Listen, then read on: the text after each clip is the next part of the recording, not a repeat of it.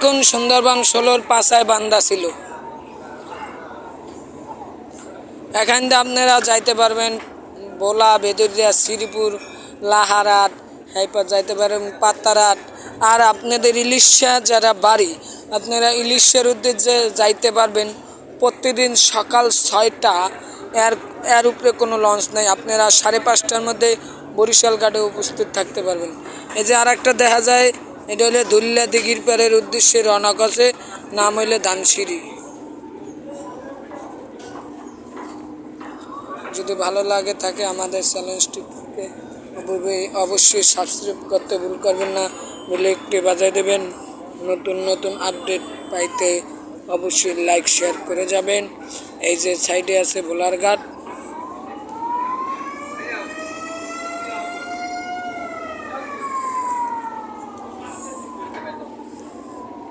এই যে আমাদের বরিশালের লঞ্চ আজকে অন পিসি আইছে।